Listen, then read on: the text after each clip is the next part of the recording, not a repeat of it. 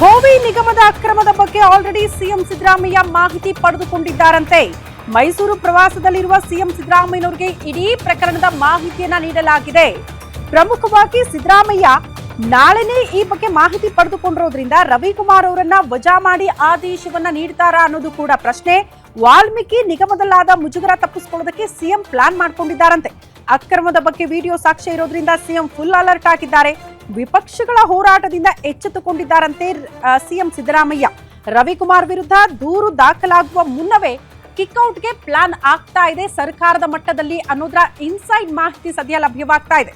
ನಿಮ್ಗೆಲ್ಲ ಗೊತ್ತು, ಆಲ್ರೆಡಿ ಮೈಸೂರಿನ ಪ್ರವಾಸದಲ್ಲಿ ಸಿಎಂ ಸಿದ್ದರಾಮಯ್ಯ ಇದ್ದಾರೆ. ನಿನ್ನೆ ಇಡೀ ದಿನ ಕೂಡ ಗ್ಯಾರಂಟಿ ನ್ಯೂಸ್ ಈ ಭೋವಿ ನಿಗಮದ ಅಕ್ರಮದ ಬಗ್ಗೆ ಎಳೆ ಎಳೆಯಾಗಿ ಸುದ್ದಿಯನ್ನ ಬಿತ್ತರ ಮಾಡಿದೆ. ಹಾಗಾಗಿ ಈ ರೀತಿ ಸಾಕ್ಷಿಗಳಿರೋದ್ರಿಂದ, ವಿಡಿಯೋಗಳಿರೋದ್ರಿಂದ, ಸ್ಟಿಂಗ್ ಆಪರೇಷನ್ ಆಗಿರೋದ್ರಿಂದ ಇಲ್ಲಿ ಮುಜುಗರ ಆಗಬಾರದು. ಹಾಗಾಗಿ ಯಾರೇ ಬಂದು ದೂರು ಕೊಡೋಕು ಮುನ್ನ ನಾನೇ ಅಲರ್ಟ್ ಆಗಿ ಕ್ರಮ ಕೈಗೊಳ್ಳಬೇಕು ಅನ್ನುವಂತಹ ನಿರ್ಧಾರಕ್ಕೆ ಸಿಎಂ ಸಿದ್ದರಾಮಯ್ಯ ಬಂದಿದ್ದಾರೆ ಅಂತ ಹೇಳಲಾಗ್ತಾ ಇದೆ. ಹಾಗಾಗಿ ನಾಳೆನೇ ರವಿಕುಮಾರ್ ಅವರನ್ನ ವಜಾಗೊಳಿಸಿ ಆದೇಶವನ್ನ ನೀಡಬಹುದಾ ಅನ್ನೋದು ಪ್ರಶ್ನೆ. ಅಂಥದ್ದೊಂದು ನಿರೀಕ್ಷೆ ಇದೆ. ಸಿಎಂ ಸಿದ್ದರಾಮಯ್ಯನವರು ಕ್ರಮ ತೆಗೆದುಕೊಳ್ಳುವ ಭರವಸೆ ಕೂಡ ಇದೆ. ಹಾಗಾಗಿ ಏನಿರುತ್ತೆ ಸಿಎಂ ಸಿದ್ದರಾಮಯ್ಯನವರ ನಡೆ ರವಿಕುಮಾರ್ ಅವರ ವಿರುದ್ಧ ಅನ್ನೋದು ಕೂಡ ಈ ಕ್ಷಣಕ್ಕೂ ಪ್ರಶ್ನೆ. ಒಟ್ನಲ್ಲಿ ಭೋವಿ ನಿಗಮದಲ್ಲಿ ಆಗಿರುವ ಅಕ್ರಮ ಅಧ್ಯಕ್ಷ ರವಿಕುಮಾರ್ ಅವರೇ ಒಪ್ಕೊಂಡಿದ್ದಾರೆ. ಡಿಸಿಎಂ ಡಿಕೆ ಶಿವಕುಮಾರ್ ಹೇಳಿದ್ರು, ನನಗೆ ಸ್ಟಿಂಗ್ ಮಾಡಬಹುದು, ಕ್ಯಾಮ್ರಾಗಳಿರುತ್ತೆ, ನೋಡಿ ಮಾಡಿ ಮಾತಾಡಿ ಅಂತ. ಯಾಕೆ ಈ ರೀತಿ ಹೇಳಿದ್ರಪ್ಪ? ನೀವು ಅಕ್ರಮ ಎಸಗೋದು ನಿಜಾನ? ಹಾಗಾದ್ರೆ ಆ ಕಾರಣಕ್ಕೆ ಅಲರ್ಟ್ ಆಗಿರಿ ಅಂತ ಹೇಳಿದ್ರಾ? ಇದು ಕೂಡ ಪ್ರಶ್ನೆ. ಬಟ್ ರವಿಕುಮಾರ್ ಅವರು ಒಪ್ಕೊಂಡಿರೋದು ಹೌದು, ವಿಡಿಯೋದಲ್ಲಿ ನಾನಿರೋದು ಸ್ಟಿಂಗ್ ಆಪರೇಷನ್ ಆಗಿದೆ, ಷಡ್ಯಂತ್ರ ಆಗಿದೆ ಅಂತ. ಸೊ ಅಲ್ಲಿ ವಾಯ್ಸ್ ಕಟ್ ಅಂಡ್ ಪೇಸ್ಟ್ ಆಗಿದೆ ಅಂತ ಹೇಳ್ತಿದ್ದಾರೆ. ಬಟ್ ಅದು ತನಿಖೆಯಿಂದಲೇ ಬೆಳಕಿಗೆ ಬರುತ್ತೆ. ಇಡೀ ರಾಜ್ಯದ ಜನ ಕೂಡ ಡಿಸೈಡ್ ಮಾಡಿದ್ದಾರೆ ರವಿಕುಮಾರ್ ಏನು ಅನ್ನೋದು. ಒಟ್ನಲ್ಲಿ ಜನಸಾಮಾನ್ಯರು ಕೇಳ್ತಾ ಇರುವಂತಹ ಪ್ರಶ್ನೆ, ಇದಕ್ಕಿಂತ ಸಾಕ್ಷ್ಯ ಬೇಕಾ ಇವರ ವಿರುದ್ಧ ಕ್ರಮ ಆಗುವುದಕ್ಕೆ ಅಂತ?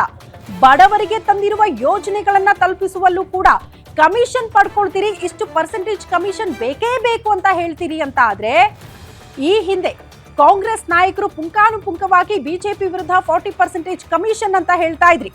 ಬಡವರ ರಕ್ತ ಹೀರುವ ಸರ್ಕಾರ ಅಂತ ಎಲ್ಲ ವಾಗ್ದಾಳಿ ನಡೆಸಿದ್ರಿ. ಅದಕ್ಕೆ ನೀವು ಬದ್ಧರಾಗಿದ್ದೀರಿ ಅಂತ ಆದ್ರೆ ನಿಮ್ಮ ಸರ್ಕಾರದ ಬಹುತೇಕ ಇಲಾಖೆಗಳಲ್ಲಿ ಭ್ರಷ್ಟಾಚಾರ ಆಗ್ತಾ ಇದೆ ಅನ್ನೋದಕ್ಕೆ ಭೋವಿ ನಿಗಮದಲ್ಲಿ ಆಗಿರುವ ಒಂದಷ್ಟು ಭ್ರಷ್ಟಾಚಾರಕ್ಕೆ ಸಂಬಂಧಪಟ್ಟಂತೆ ಸಾಕ್ಷಿಗಳನ್ನ ಮುಂದೆ ಇಟ್ಟರೂ ಕೂಡ ಯಾಕೆ ಈ ಕ್ಷಣಕ್ಕೂ ಕೂಡ ಕ್ರಮ ಆಗ್ತಾ ಇಲ್ಲ? ಕ್ರಮ ತೆಗೆದುಕೊಳ್ಳೋದಕ್ಕೆ ಮೀನಾಮೇಷ ಯಾಕೆ ಅನ್ನೋದು ಪ್ರಶ್ನೆ. ಒಟ್ಟಲ್ಲಿ ಇಡೀ ಪ್ರಕರಣಕ್ಕೆ ಸಂಬಂಧಪಟ್ಟಂತೆ ಮಾಹಿತಿಯನ್ನ ಸಿಎಂ ಸಿದ್ದರಾಮಯ್ಯನವರು ಮೈಸೂರಿನಲ್ಲಿದ್ದೇ ಪಡ್ಕೊಂಡಿದ್ದಾರೆ. ಮಾಹಿತಿ ಪಡೆದುಕೊಂಡ ಬಳಿಕ ಸಿಎಂ ಸಿದ್ದರಾಮಯ್ಯನವರ ನಡೆ ಏನು ಅಂತ, ವಾಲ್ಮೀಕಿ ಹಗರಣದಲ್ಲಿ ಆಗಿರುವ ಮುಜುಗರ ಇಲ್ಲ ಆಗಬಾರದು ಅನ್ನುವಂತ ನಿರ್ಧಾರಕ್ಕೆ ಬಂದಿದ್ದಾರೆ. ಅಂದ್ರೆ ದೂರು ದಾಖಲಾಗೋಕು ಮುನ್ನವೇ ಕ್ರಮ ಆಗಬೇಕು. ದೂರು ದಾಖಲಾಗೋಕು ಮುನ್ನವೇ ರವಿಕುಮಾರ್ ಅವರನ್ನ ಕಿಕ್ಔಟ್ ಮಾಡಬೇಕು. ಆ ನಿರ್ಧಾರಕ್ಕೆ ಸಿಎಂ ಸಿದ್ದರಾಮಯ್ಯ ಬರ್ತಾರಾ ಅನ್ನೋದು ಕೂಡ ಪ್ರಶ್ನೆ. ಸೊ ಇಲ್ಲೂ ಕೂಡ ಬಡವರು ಇದೇ ವಿಚಾರಕ್ಕೆ ಸಂಬಂಧಪಟ್ಟಂತೆ ಆಕ್ರೋಶ ಹೊರಹಾಕ್ತಿದ್ದಾರೆ. ನಮ್ಮ ಏಳಿಗೆಗೆ, ನಮ್ಮ ಅಭಿವೃದ್ಧಿಗೆ ತಂದಿರುವಂತಹ ಯೋಜನೆಯಲ್ಲೂ ಕೂಡ ನಾವು ದುಡ್ಡು ಕೊಡಬೇಕು ಅಂದ್ರೆ ಜೀವನ ಮಾಡೋದು ಹೇಗೆ? ಈ ಯೋಜನೆಗಳನ್ನ ತರೋದಾದ್ರೂ ಯಾಕೆ?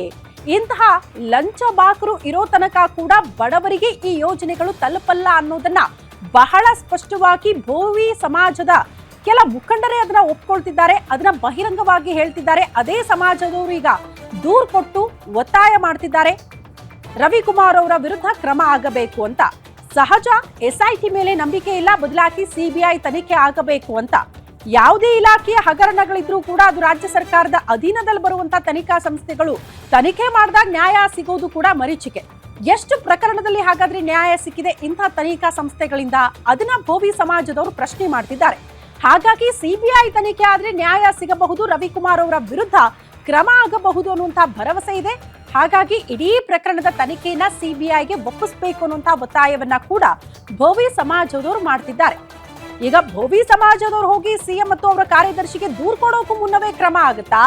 ದೂರು ಕೊಟ್ಟ ಬಳಿಕ ವಿಡಿಯೋನ ಮತ್ತೊಮ್ಮೆ ಅವಲೋಕನ ಮಾಡಿ ಏನಾದ್ರೂ ಕ್ರಮ ಕೈಗೊಳ್ತಾರಾ? ಅಥವಾ ಇಡೀ ಪ್ರಕರಣದ ತನಿಖೆಗೆ ಏನಾದ್ರೂ ಆದೇಶ ಕೊಡ್ತಾರಾ?